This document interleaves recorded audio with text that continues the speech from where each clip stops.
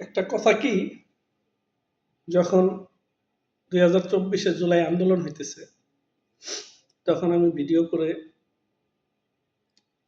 যারা এখন সমন্বয়ক, কোটা আন্দোলনের পক্ষে কথা বলছিলাম এই কারণে যেন এটা আমাদের যৌক্তিক মনে হয়েছিল। তাই তারপরে আমি জুলাই মাসের 17 তারিখে বলছিলাম যে আওয়ামী লীগের পতন হবে। অনেকেই হাসাহাসি করছে, আমাদের সাথে তর্কও করছে অনেকেই, কিন্তু পতন হয়েছে। কারণ এটা তাদের প্রাপ্য ছিল। কারণ আওয়ামী লীগের অনেক নেতাকর্মী মানুষের সাথে খারাপ ব্যবহার করছে, অন্যায় করছে, এটা তাদের প্রাপ্য ছিল। কিন্তু যা হবার হয়েছে। কিন্তু আমরা আশা করছিলাম যে যাক, শেখ হাসিনার পতন হইলে দেশে ভালো কিছু হবে, কিন্তু ভালো কিছু হয়নি, খারাপই হয়েছে। খারাপ বলতে গেলে আওয়ামী লীগের নেতাকর্মীদের বাড়িঘর আগুন জ্বালাই দিছে, হত্যা করছে, পুলিশ হত্যা করছে, অনেক কিছু হয়েছে। তারপরেও পাবলিক চুপ ছিল। এরপরে এই যারা নতুন দল করছে, এরা যদি ভালোভাবে দল করত, মানুষের পক্ষ নিয়ে কথা বলতো, সবাই এদের সমর্থন করত।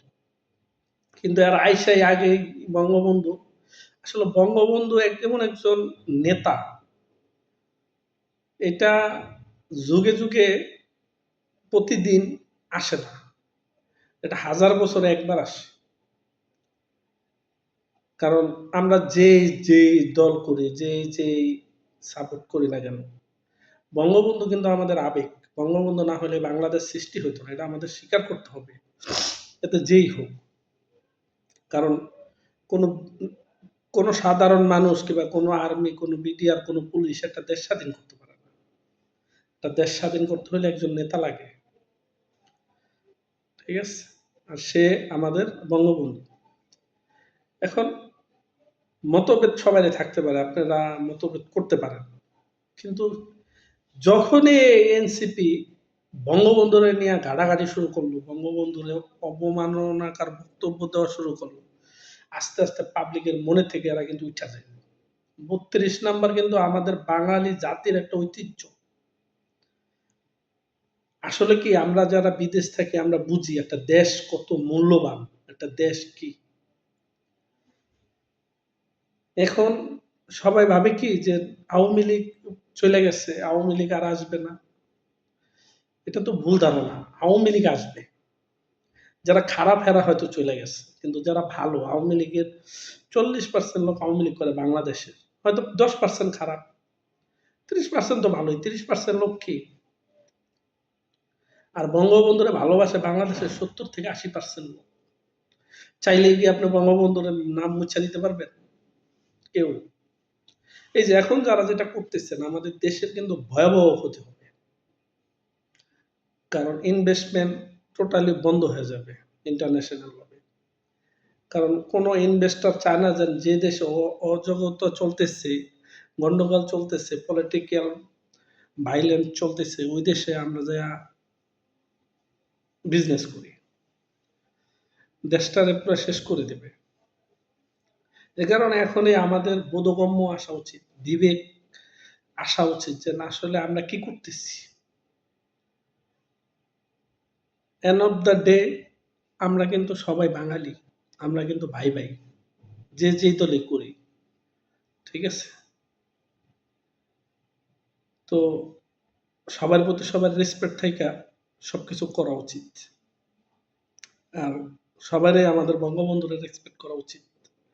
আজকে আমি আওয়ামী লীগ করি, কালকে আমি আওয়ামী লীগ করবো না, আমি বিএনপি করবো। কালকে আমি বিএনপি করবো না, তারপরে এনসিপি করবো। এটা আমার ব্যক্তিগত বিষয়। কিন্তু আমি অন্যায় না করলেই হয়, আমি অপরাধ না করলেই হয়। কারণ একজন অপরাধের কোনো দল হয় না, ঠিক আছে? সে স্বার্থবান, এটা হচ্ছে কথা। কিন্তু আমরা চাই এই দেশ আমাদের, নেক্সট প্রজন্ম আমাদের। সো আমরা যে দলে করি না কেন, বঙ্গবন্ধুরে অসম্মান কইরা কখনো মানুষ আমাদের দেশ সাস্টেন করতে পারবে না। কারণ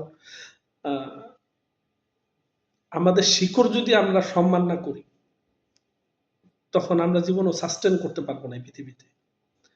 আমরা একটা অসভ্য জাতি হয়ে থাকবো। ঠিক আছে? সো আমি আমার মন্তব্যটাই করি যে কালকে যা হয়েছে গোপালগঞ্জে, এটা খুবই দুঃখজনক, বেদনাজনক। এরকম যেন নেক্সট না হয়, এটাই আমরা কামনা করি। পলিটিক্স যেই দলই করি না কেন, মিনিমাম রেসপেক্টটা থাকা উচিত প্রতিটা মানুষের। Because end of the day আমরা সবাই ভাই, একই জাতি, একই ভাষাভাষী। হ্যাঁ, আমরা যত কিছুই করি সবাই কিন্তু আমরা একই। সো এই জিনিসটা আমাদের ফলো রাখা উচিত।